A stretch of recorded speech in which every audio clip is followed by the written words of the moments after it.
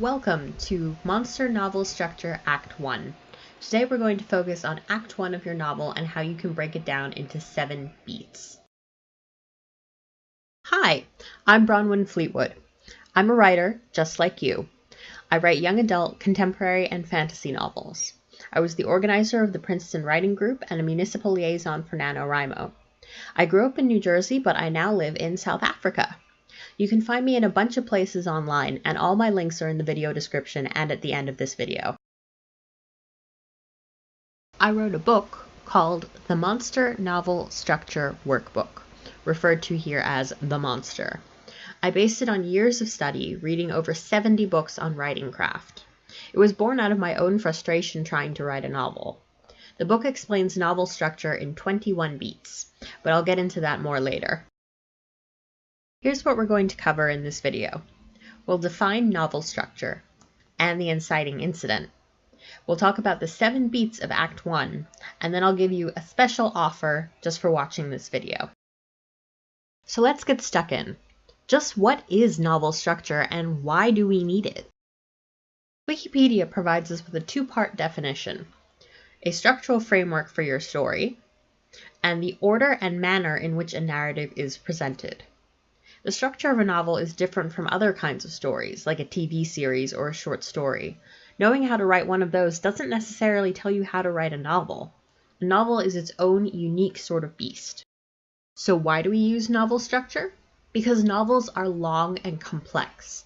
Structure helps you organize your elements to create an effective story. Remember that novel structure is a guide, not a prescription.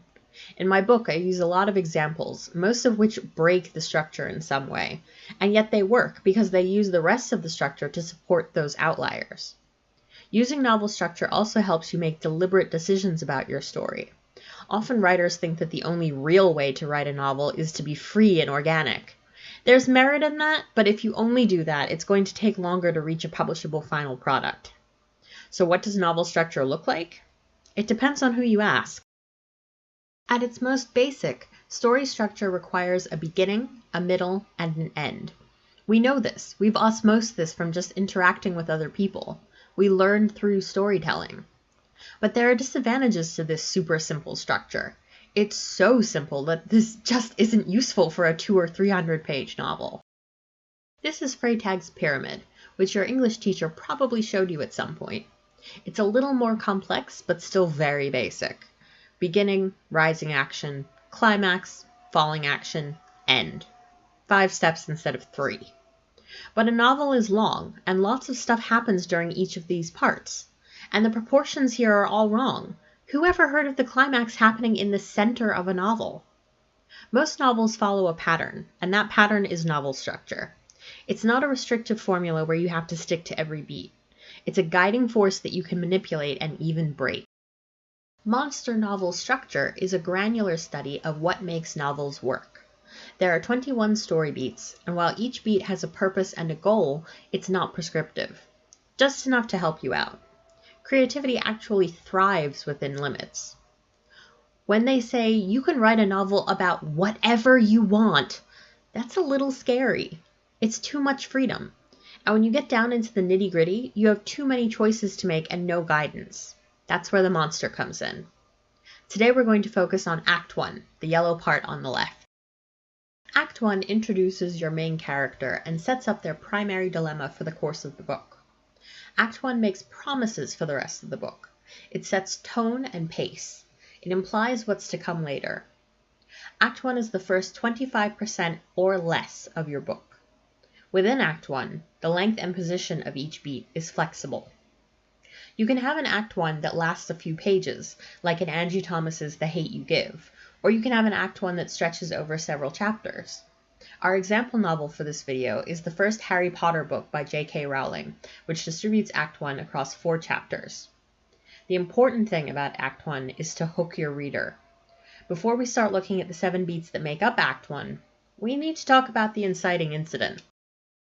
What is the inciting incident? Again, it depends on who you talk to. I've heard the term used to describe 3 totally different beats.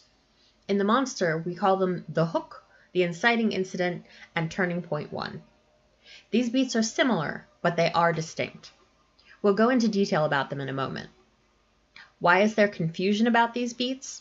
Because they are so similar and because they can happen almost on top of each other. In short stories, they often run together, but knowing that they're separate and the differences between them can help you write a better story. So what are the beats? Beat 1, the hook. The hook is your first scene, with extra emphasis on the first page. In total, you want it to be at least 2 to 3 pages long, enough for your reader to feel oriented. Its primary job is to grab your reader's attention. This beat makes promises for the rest of the book. What genre is it? What's the tone and the voice like? What's the major theme going to be? For example, Harry Potter starts with Dumbledore and McGonagall leaving Harry on the Dursleys' doorstep. The first page ends with, "The Dursleys had everything they wanted, but they also had a secret, and their greatest fear was that somebody would discover it." That raises questions and anticipation. What's their secret? When will we learn about it? What's going to happen when somebody does discover it? Chapter 1 goes on to show strange things happening in the Dursleys' world, like a cat reading the newspaper. By the time Dumbledore uses the put-outer to turn out all the lights on the street, we understand that this is a book with magic in it. Beat 2, the ordinary world.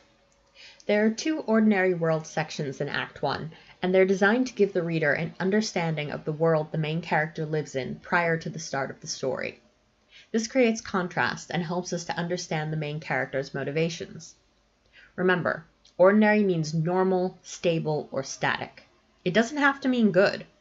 The ordinary world could be a terrible place, but it's the way things are, until the story really gets going, and then things change. Again, the change may be good or bad. In our example, Chapter 2 shows Harry and his cousin Dudley's birthdays. Dudley is doted on by his parents. Harry lives in the cupboard under the stairs. We quickly come to understand the family dynamics and how Harry has been brought up for 10 years with the Dursleys. The scene with the snake in the zoo is a second hook, because Chapter 1 functioned like a prologue. It keeps interest up, but doesn't change much for Harry's ordinary world. Yet. Beat 3, the inciting incident. The inciting incident is where something significant changes. An opportunity is presented to your main character. They can leave the safety of the ordinary world and go on a quest or journey, or they can stay home. This doesn't have to be an explicit question, but it must be clear that the main character has a choice now. This is when Harry Potter's Hogwarts letter arrives. Harry gets a literal invitation to leave his ordinary world behind. But his uncle won't let him read the letter, so Harry's left wondering what it means.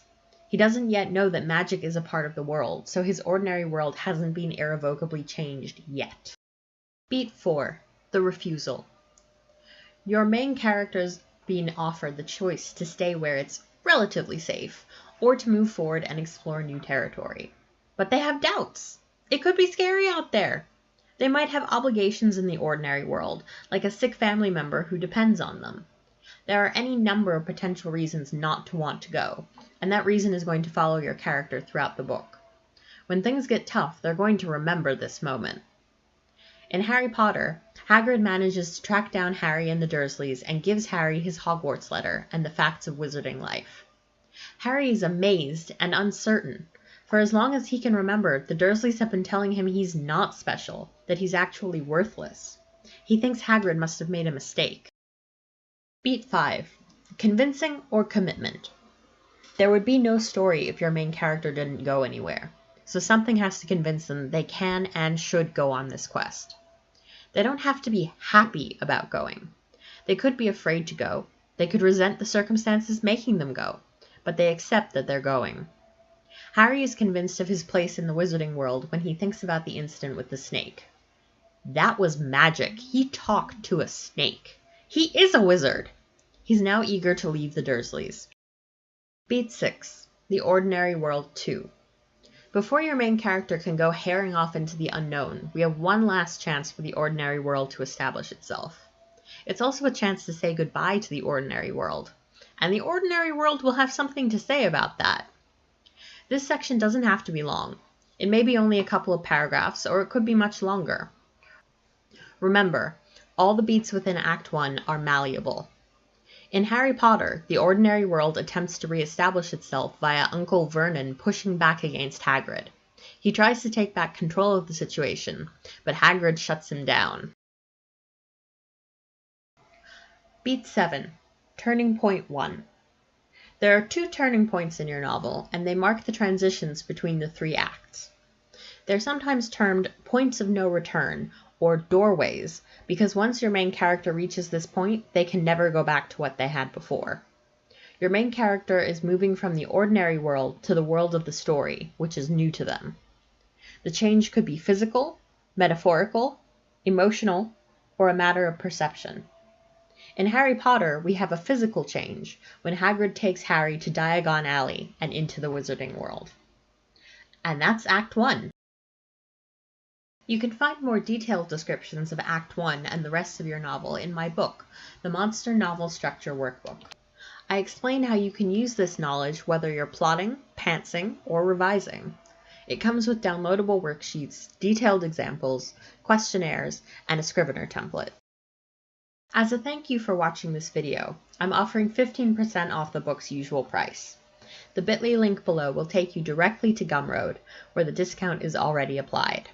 Just in case it's not, the code is ACTI2018, or Act 1 2018.